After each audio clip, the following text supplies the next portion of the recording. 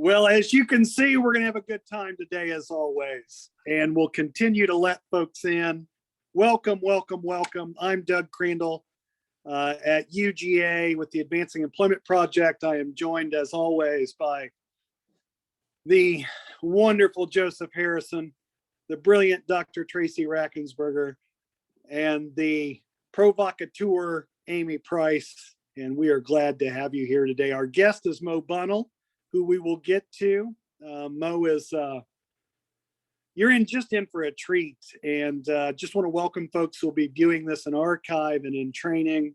You're not going to get any better opportunity than today. So we also hope for those of you who are on that you'll forward this after we're done so that other people can benefit from Mo's kindness and insights, and just a wonderful guy.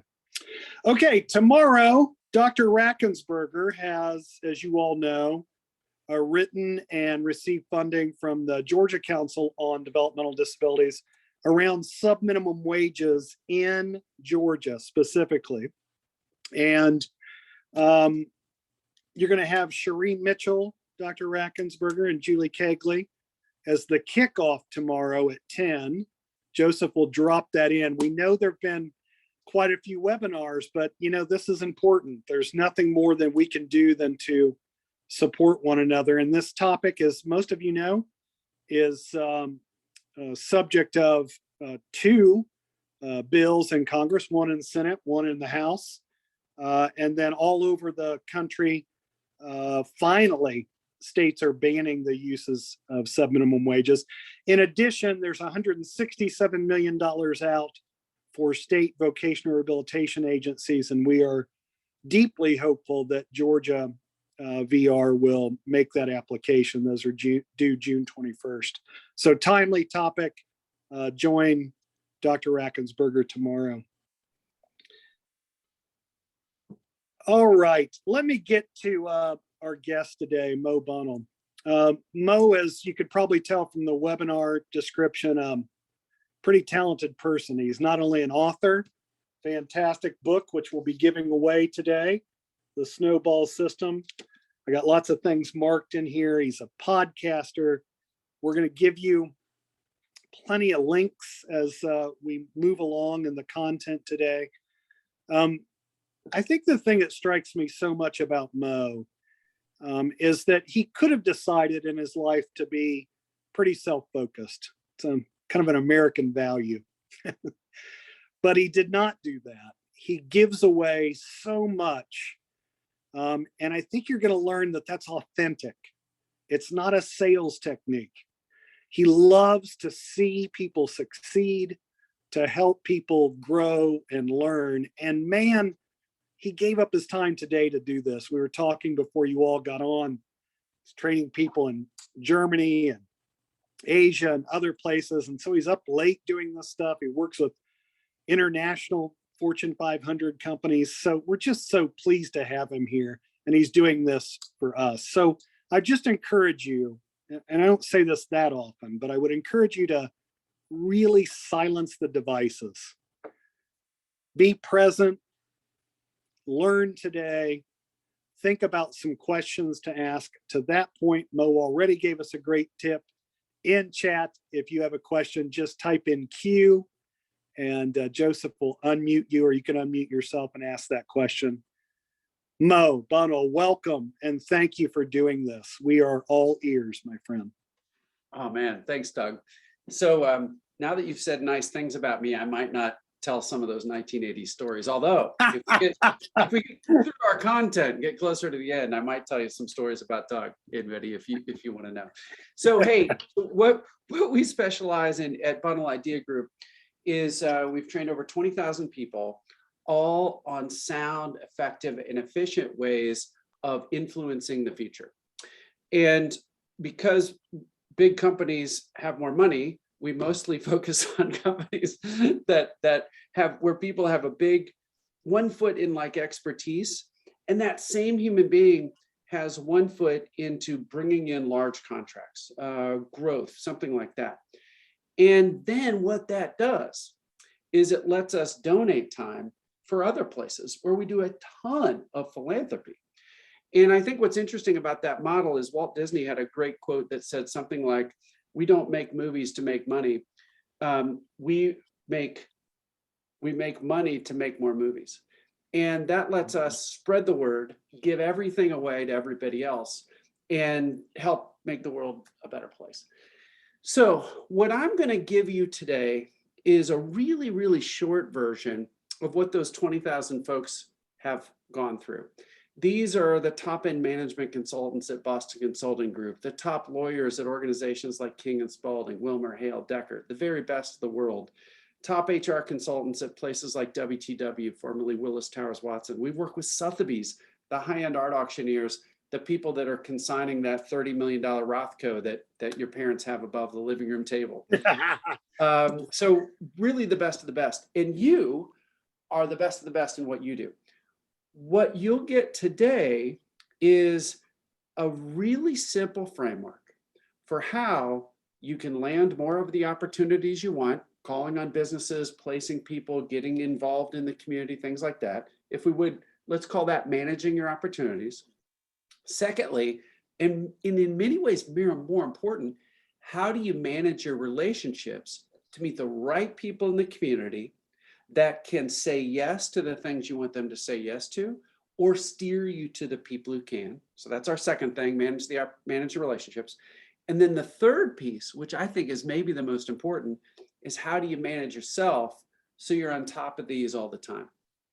What I'll do today is I'll spend about another 10 minutes or so guiding you through some frameworks that you can use. We're going to give these to you so you can manage your opportunities, your relationships, and yourself. And then we'll move to Q&A. So if you've got a question as we go along, I'll probably run pretty hard for this 10 minutes or so right now. But if you've got a question, just type Q into chat, type the whole question, whatever. And then Doug and I will go back and forth for the whole rest of the time, give the floor to you and let you cover whatever you want. So let's dig into the first thing, manage your opportunities. First things first, you are in control. So let me call up here. Hold on, I gotta call up something different here. Give me a second. There we go. The biggest thing about managing your opportunities is that you are in control. A lot of times people think that that they got to wait on the phone to ring. They got to wait on somebody to reach out to you. No way. I want you to be in control. So here's this simple little form. We're going to show you how to get this, or you can just go out to BD Habits right now and sign up, get a little free course on this. But number one thing, I want you to write down your opportunities. An opportunity is anywhere where other human beings have to say yes. Anything where other opportunities have to say yes. And that can involve anything from writing a grant to placing a person to providing them with a job opportunity, and others have to say yes to that, whatever it is. You do not have to wait until there's a job posting sign. Figure out the opportunities or the organizations you'd like to meet with, start the dialogue. So getting those out of your head, as opposed to just trying to manage it in your head, you just can't. The brain is not wired to manage an important project in your head. You've got to write things down. Manage this like a project. So thing one, write down your opportunities. Thing two, know where you're at. Let me share some really interesting science here. These are the steps that behavioral science show are the perfect buy-in process. This is your process to get a yes. Number one, listen and learn. You've got something you want from that other person. You want them to say yes to something. Don't start with that. Go in and listen and learn. Figure out what their priorities are. Ask questions. What the science and literature shows, and this is from a woman named Dr. Diana Tamir, she is a genius. She hooks people up to functional MRI machines, fMRI, and she can measure where in the brain blood is firing. Where is blood oxygenation happening in the brain? And when somebody's sharing their personal perspective in something, when they're sharing what scientists call self-disclosing information, things only they know, the pleasure center of the brain is firing. So if you can ask questions around the type of service an organization wants to provide their customers, their clients, the type of people they need to hire, the kind of talent they need, If you can ask that business owner, say, as an example, where they're taking their talent in the future, you're already winning and you haven't talked about yourself at all or what you'd like. Step two, once you've learned that, once you can paraphrase back to them and say, hey, it sounds like what you're dealing with talent is this. Now what you want to do is create curiosity about how you might be able to help them. At this point, it's conceptual. Science is really interesting.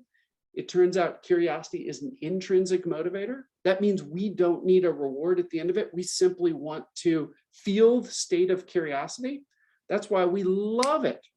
When that cliffhanger happens at the end of a Netflix episode, something's unresolved, something comes from left field, and we can't wait to start the next episode.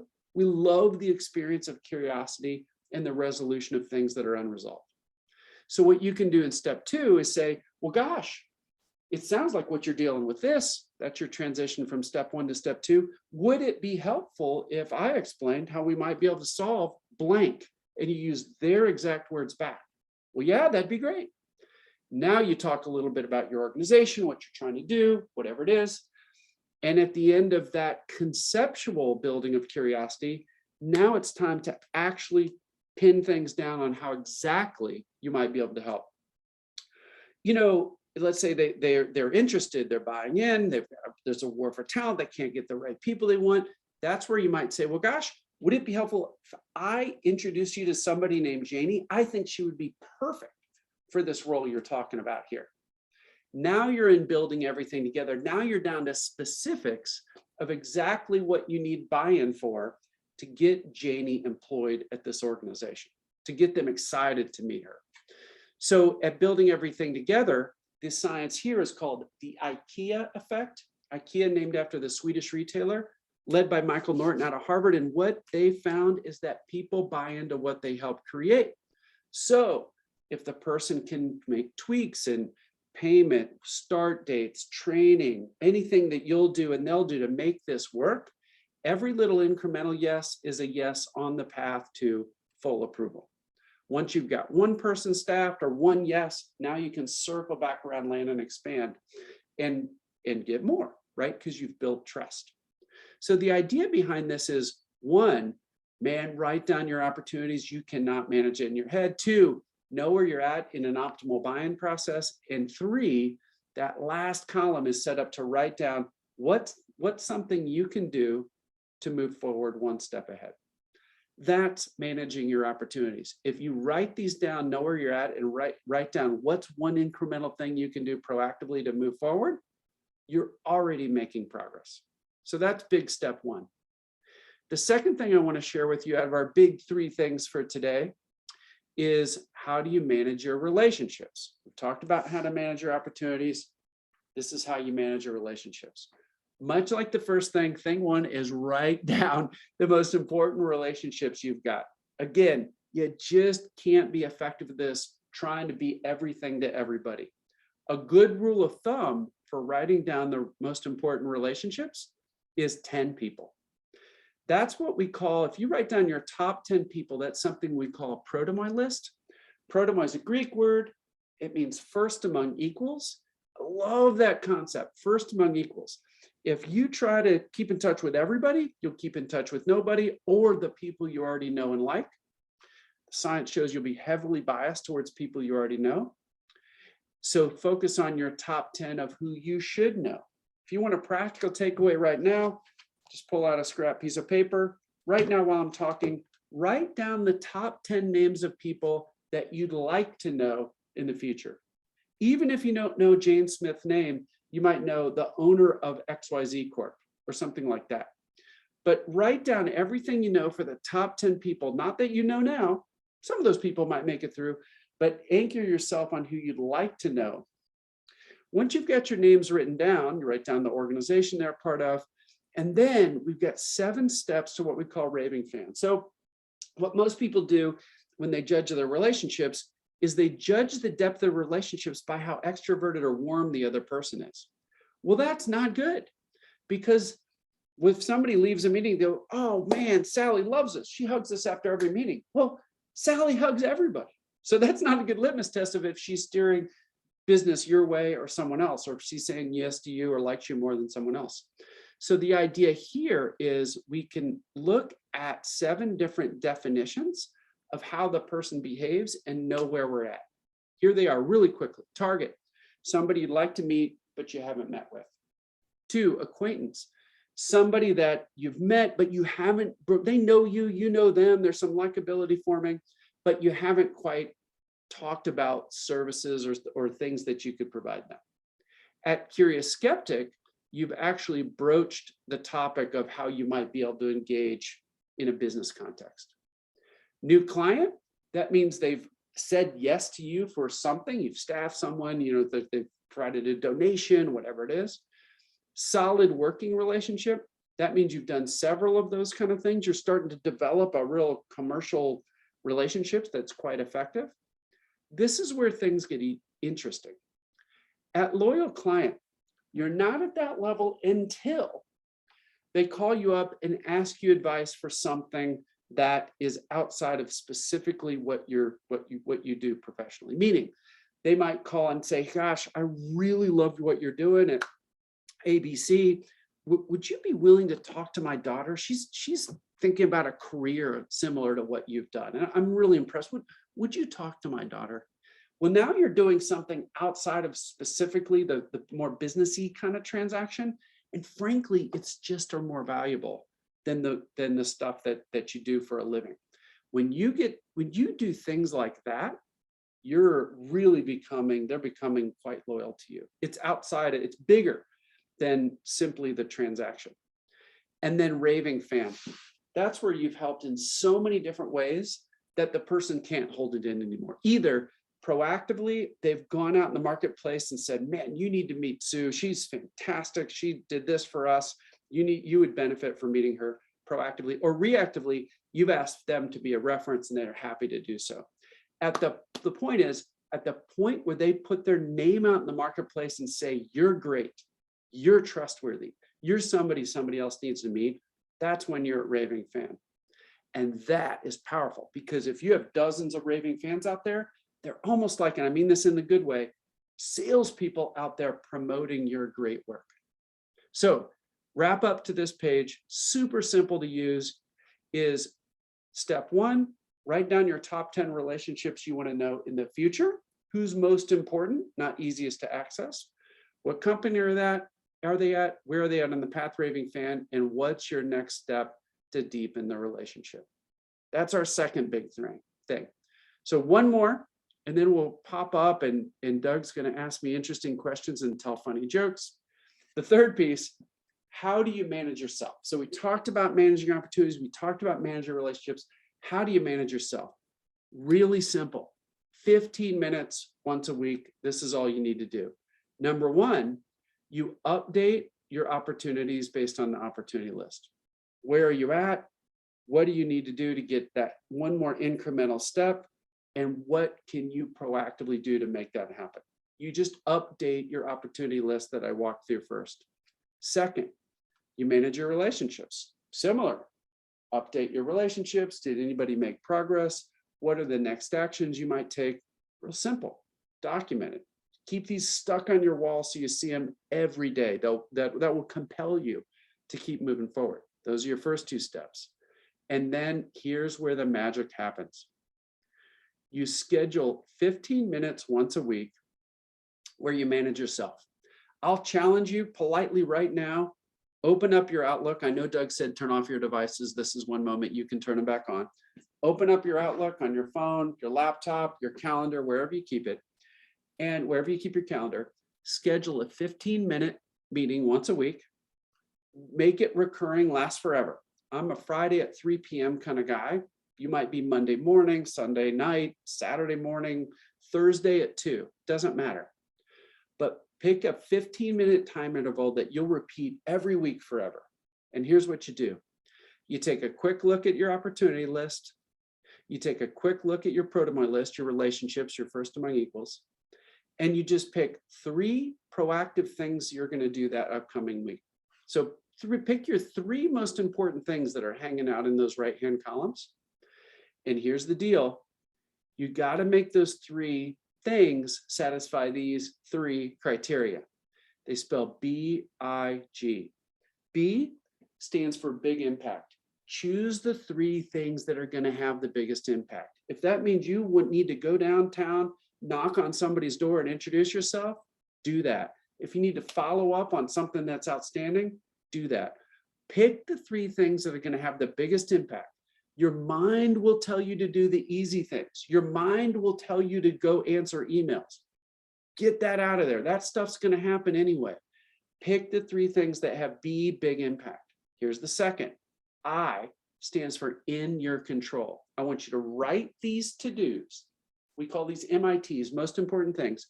Write your MITs so that they're in your control. In other words, you might not say, have lunch with Jose, the CFO at a certain company you're trying to get to. You might say, ask for lunch with Jose. So if you write these so they're in your control, here's the key thing. You can always get 3 out of 3. You're always focused on what you can do, and you're separating yourself from the outcome and all the worry that comes with that. Write them so they're in your control. And G, pick things that are growth oriented.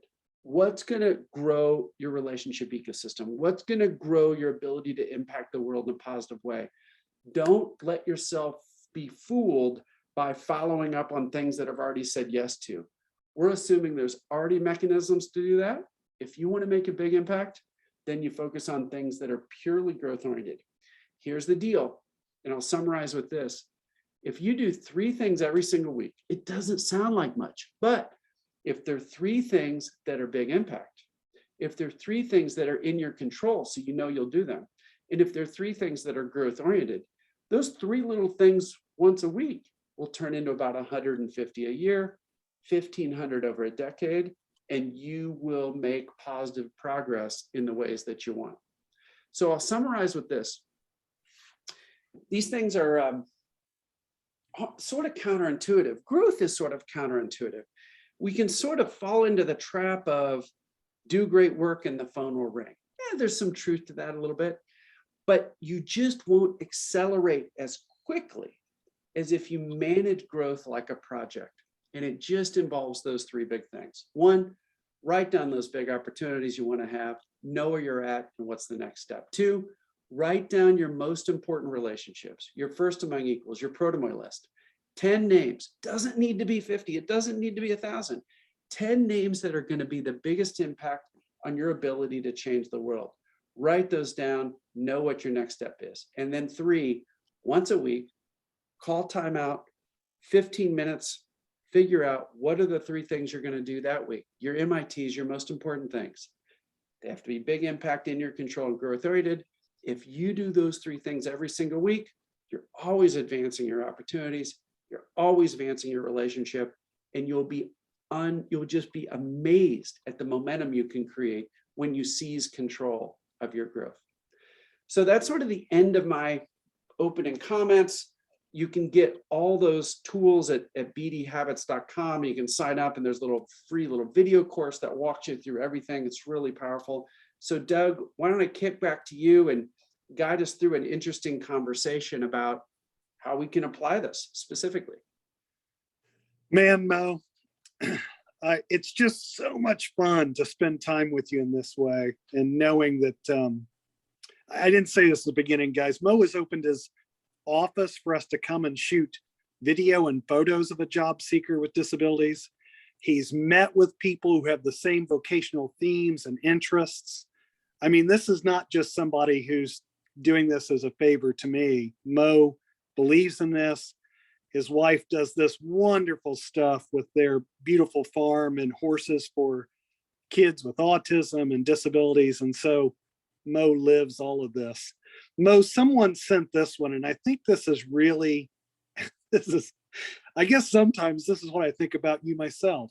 You seem, the question is, you seem to be very aware of your own habits.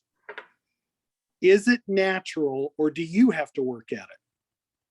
Oh my gosh, I have to work at it every day, Doug. So there's some super cool research about expertise. And the guy who was world famous for this, he passed away about 18, let's getting close to 2 years ago, but his name's Dr. K. Anders Ericsson. And upon his passing, he's the worldwide expert in expertise. Like, that's a cool gig, the expert of experts. I just love it. Like, I want to be that, right? Plus, it'd be cool to have a letter in front of your name, Dr. K. Anders Ericsson, because there's so many other Anders Ericssons. But anyway, cool guy. So what he found is any, and I'm paraphrasing a little bit here, any complex skill is both learned and earned. I'll say it again. Any complex skill is both learned and earned. If you, by chance, heard of Malcolm Gladwell's 10,000 hour rule, he was actually talking about Ericsson's research. And Ericsson said, you actually sort of got it wrong, Gladwell. It's not just about pure hours. It's also about something that he called, and he had a strict, very strict, like university-driven literature kind of definition of this with all kinds of pieces. But he said, it's not the pure number of hours. It's also something called deliberate practice. And that is the practice of always making incremental improvements to get better. So I'll wrap it up with this, Doug. For some reason, when we think about great musicians, we think, oh man, they practice hard. Or when we think about somebody who is great at a certain athletic event, whoa, wow, yeah, they had some physical gifts, but they worked hard to get to the NBA or whatever, just soccer. Like there's certain areas of life where we credit practice and hard work. For some reason with growth skills, people can come to the conclusion of you've got it or you don't. That is hogwash, absolute hogwash. So the idea is, if you're always doing these skills that we talked about today, if you're always getting a little bit better, if you're always stretching outside your comfort zone, you will have you'll have better skills yourself, and you'll have a better impact in the way that you want to have. Doug, is that helpful or too long? What's your thoughts? No, I love it. I love it. Just let me keep doing this. I'm ripping some here a little, Mo. I want to get back at some point about your reading habits, but let's put that on the back burner just for a second. Okay. This is a real functional question. You all heard Mo say placing someone and job development and things like that. So again, he knows what we do. But this question, it's an anonymous one. Most of us don't like talking to businesses or doing cold calls. Tips? ? Oh, man. So sometimes, Mo, somebody might get a referral from what we call vocational rehabilitation. They meet the job seeker. Hopefully they're getting to know that person in a deep way. But then there becomes the point of acting, right? Going out and engaging employers on that, businesses on that person's behalf. Yep. And this person's just saying, we don't like it. We don't like cold calls. What are some tips? Yep.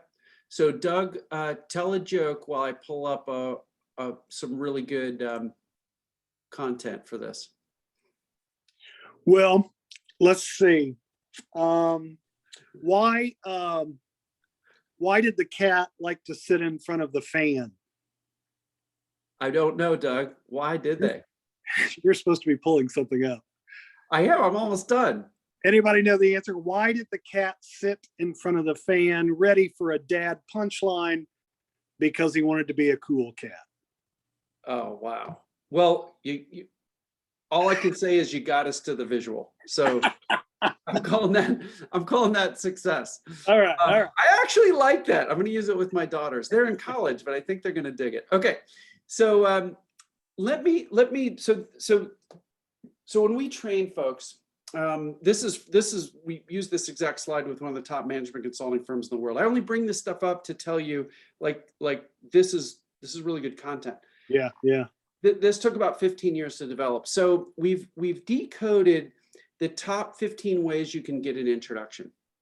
And to your point, Doug, cold marketing is just like the worst. And the reason cold calling, air quotes, is the worst is because it has really low success rates. And none of us really like doing things we don't succeed at, right? So it's just not fun. Here's the deal. You can use many other ways to get that first introduction. What you all are promoting, what you're offering is so powerful. It's so life-changing for all involved that you should feel proud to make that introduction. So the trick is, how do you make the introduction in the warmest way possible? Let me give you a couple examples. So as we decode the top 15 ways to get an introduction, they're all listed here. On the top, we have warmer ways, and at the bottom, colder ways. You're going to be better off at the top of this list if you can pull something off. On the left side is targeted. I want to meet Philippe. He is the head of HR at XYZ Corp, and I know they can use us. I know we can work together, right? That's like on the left-hand side, I know I have a very specific person I want to meet. On the right side is broad reach. That's more like, hey, I'm going to speak at a conference for SHRM, and I know I'm going to have heads of HR in the audience, but I'm not totally sure that Philippe's going to be there, but I know it's the kind of people I want to meet. So that's how we go from left to right. Targeted is, I know I want to meet Philippe. Broad reach is, I want to meet these kinds of people. So in general, if you can be at the upper side of this, and then you use the technique that's what you need, targeting or broad reach, depending on who you want to know. Here's a few examples. Turning friends into clients. That's where you've already know the person, and they could use you and your team's services, but they haven't ever done it before. What you do there is you just got to make the ask. Hey, can I meet? We're already friends. We went to college together, whatever. But could I meet and just share with you what we're doing and get your advice? Yeah, you don't have to go in machine gun Nelly and say, I think you ought to choose us.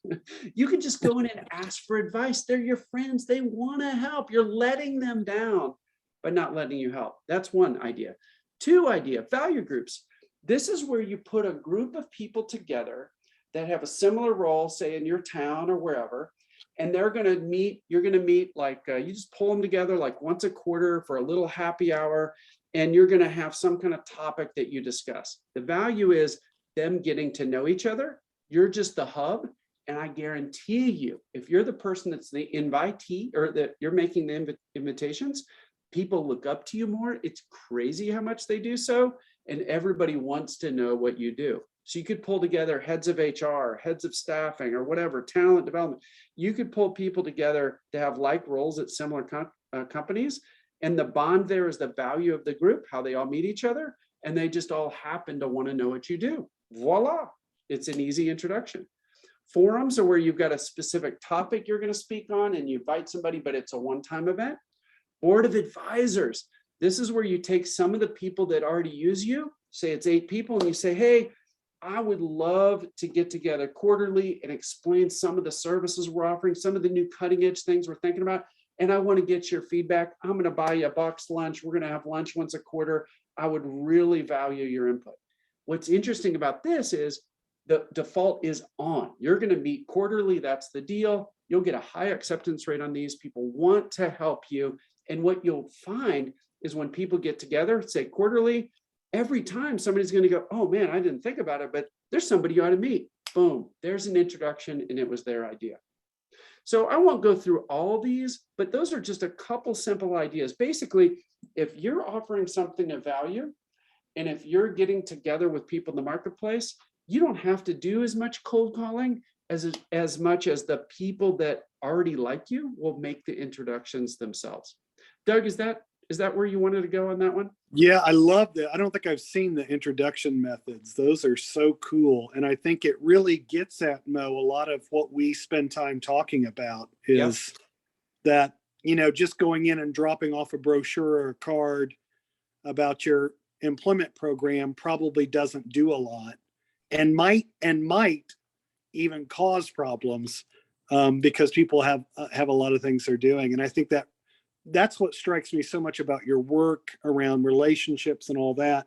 I just want to switch to that then real quick, and I'm going to try to turn on a little video, but just to keep the bandwidth going, I'll shut it off. But in the book, Mo, there's one of my favorite chapters is 5, and it's the give to get part. Yep. And just let me just read a little here. I think it's on 115 and 116. But give to get, show me you're willing to invest in us. Do your homework and come with a gift of knowledge or something that demonstrates that you value my time and the relationship. And I don't think I've shared this with you, Mo, but I have with many of the folks on here. Darren, my brother you've met, has worked for 35 years in sales and all that kind of thing. And he calls us you people, human service types. And his biggest pet peeve is he'll say, all these programs are coming by and dropping off their business cards and their brochures, and they never know anything about my business or me. And I think that strikes me so much there. Can you talk a little bit, Mo? Let me get back to the book. There are 4 steps along the way. I think you call it a ladder. An introductory meeting, give to get, small project, big project. But maybe talk a little bit about give to get, because I think so many people, if they haven't read the book, they don't understand that's all authentic coming from you. So can you talk a little bit about that? Yeah, I sure can. So, and actually, let me cover something else real fast, just to tie a bow on something we just said, and then I'll come back to that, Doug. I just popped into chat a podcast episode where I interviewed Dr. Marissa King. She's a social scientist at Yale, and she is expert on how human relationships are formed. And in that exact episode, it's only 12 or 13 minutes, super fast, hard hitting, really practical. I ask her, hey, why do we all have hang up in asking for help? Why is that? And she just slams down what literature says, and that asking for help actually is a relationship deepener, and that people want to be asked for help. And then we go back and forth on a bunch of really practical ways you can ask for help. So the best way that you can get introduced, I'm going to tie a bow on that last segment, is a lot of times the warm methods are asking somebody you already know that loves you to death or has used you in your folks and the things that you do. Asking them for help can be one of the most powerful ways to get these introductions. So let's say you get one. And now, Doug, we'll get to the give to get idea. Yeah. What most people do is they show up and they go, hey, I got my fancy brochure and I'm either dropping it off, or Sue said we should meet. Here it is. This is what we do. Yeah. As soon as you start with yourself, everybody, the limbic system in the left brain and the hemisphere is firing like crazy. That's the fight or flight mechanism. That's the safety zone in the brain. And everybody's like, whoa, I'm being sold to. I want to get out of here. I'm running mentally. And that's almost like in your model, the model you quoted, Doug, it's like introductory, give to get, like small project, big project. That's almost like going for the jugular. It's like going from step 1 to 4 right away, like trying to get married on the first date. And people run from that. Either they literally run or they mentally run. So what you can do instead is say, hey, and this ties back to our BD habits. Would it be helpful? I'd like to ask some questions about how talent is working with you. I mean, it's a war for talent right now. What's going on? Do your research ahead of time so your questions are really specific. Other manufacturers we're working on are dealing with X, Y, and Z. Does that sound right to you? Like, dig into their website, ask really specific questions about how talent is with them. Provide some guidance. Now, what you want to do, once you get the context for that, you can offer a give to get, which is, in the perfect phrasing for this is, would it be helpful if? Well, gosh, would it be helpful if I shared how we work alongside other staffing organizations and search firms or recruiters or whatever?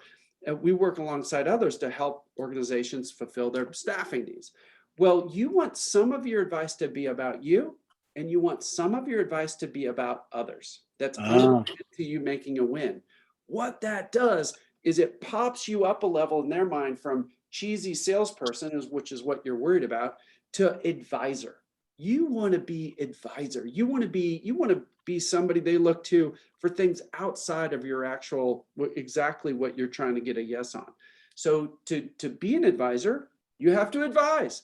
So you might go in with a couple examples. You might go in with recommendations. You can introduce them to other people that are outside your organization, but that can be helpful to them. You might want to give them some research you found on how to hire or get more talent in, or retain talent, whatever.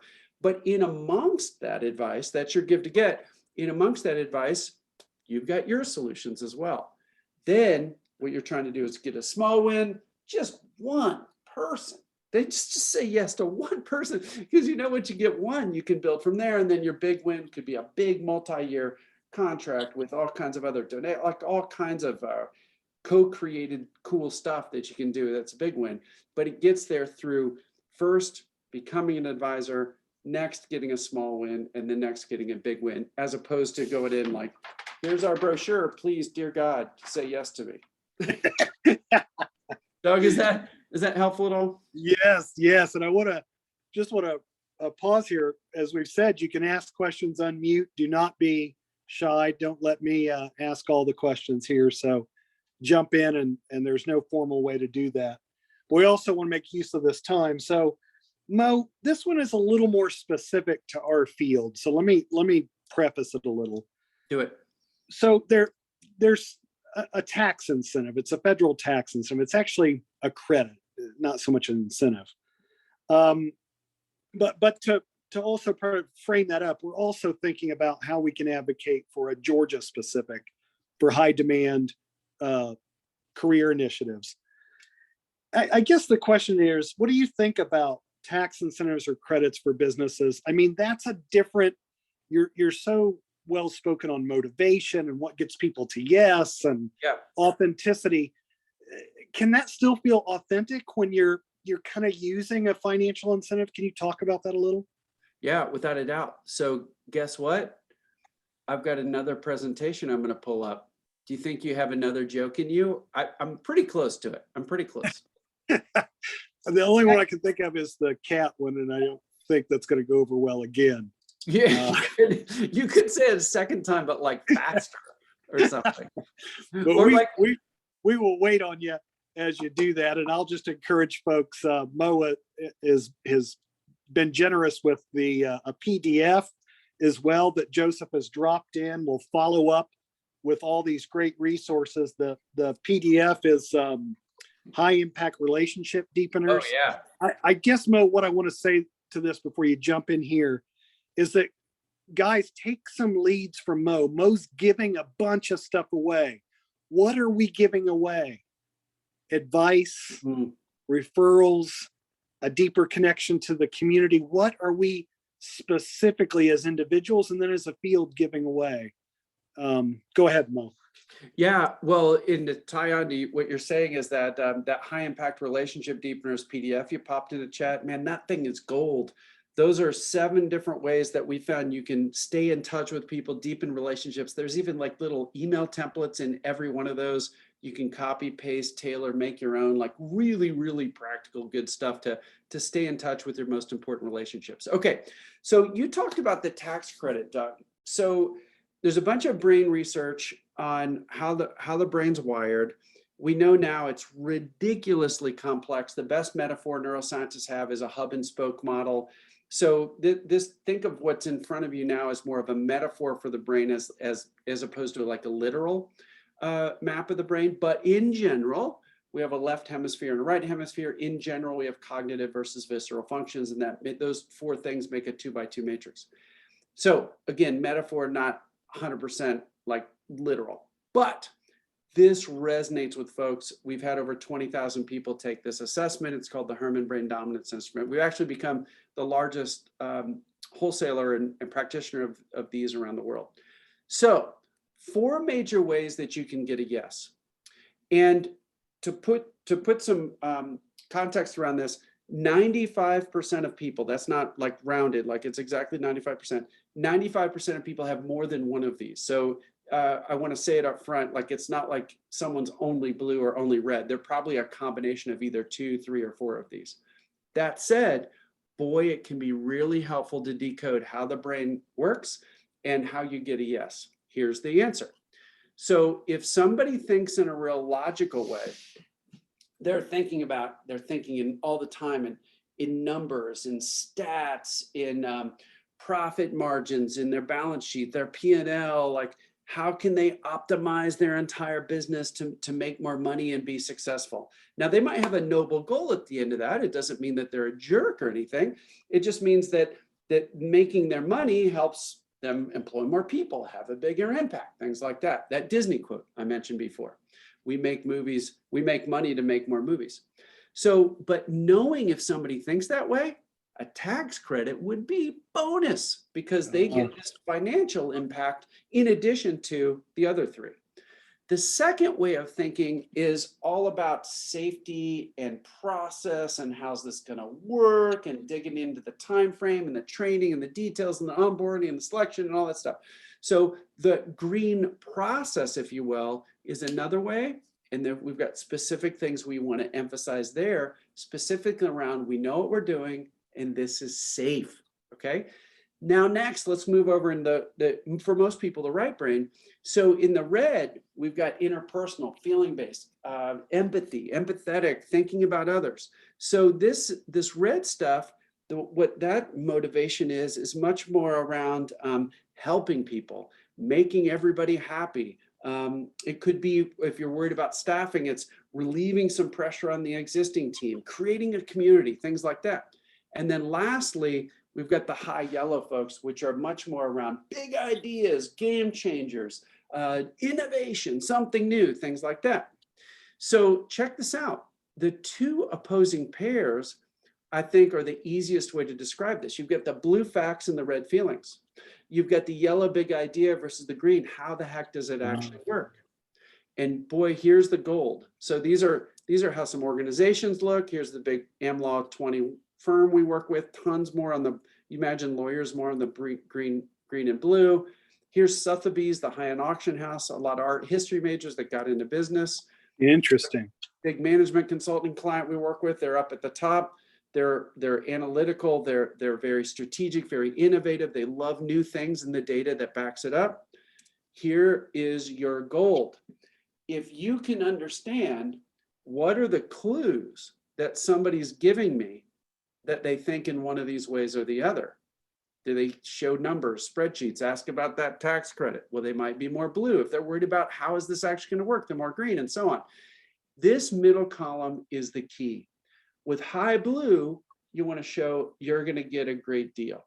With green, you want to show this is a safe choice. We've done it 1,000 times before. Here's the Gantt chart of exactly the steps we go through and how long it takes to onboard somebody, what we do if things go off the rails, like everything around safety and process of the green. In the red, you're talking about how they're going to change their community and change the world by working with you. This is going to feel great.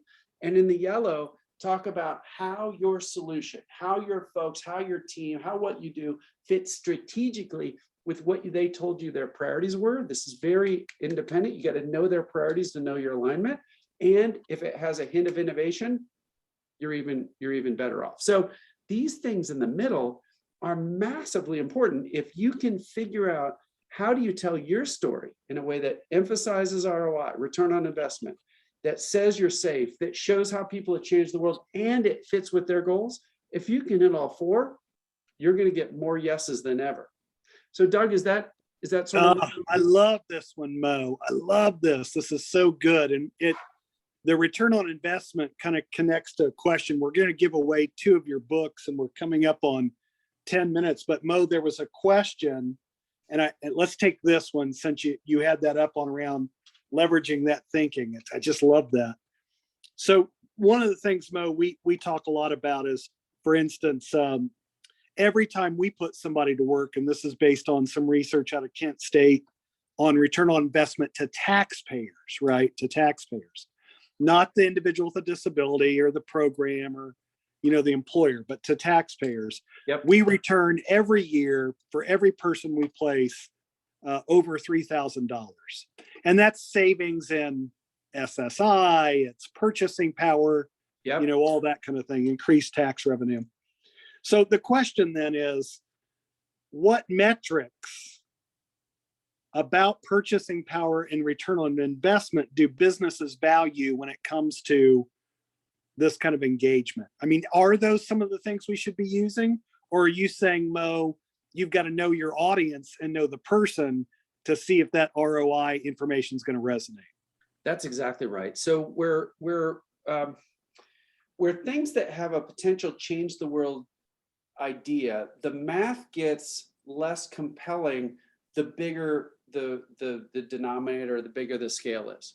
So yeah, I care that if somebody's buying an electric vehicle, they sort of care they're reducing their carbon footprint. But let me tell you, the math they're doing is how much can I save in gas? Yeah. So for most people, in service and oil changes and all that stuff. So I think one thing you're going to be able to do is definitely tell that story, definitely tell that somebody is helping the entire state, the entire country when they choose you. but that ends up being, the math of it ends up becoming more yellow, if that makes sense. It's more innovation, it's more strategic fit, it's more really big picture. The math they're really going to care about is, how much am I paying? How much is the person going to work? Are they going to be productive? Is it going to help or not help the rest of the team from how much they can produce? So man, when you really want to pin down the blue, you've got to make it contextually specific to their organization. I love that. I love that. Listen, guys, we're going to give away a couple books, but I mean, there are all kinds of quotes in here, but this one really struck me so well. And because I can't pronounce the first name of the person, in this quote, it just says, "The snowball system can teach you what Mo taught me. Don't just buy this book. Devour every word and put the concepts to work. You won't regret it."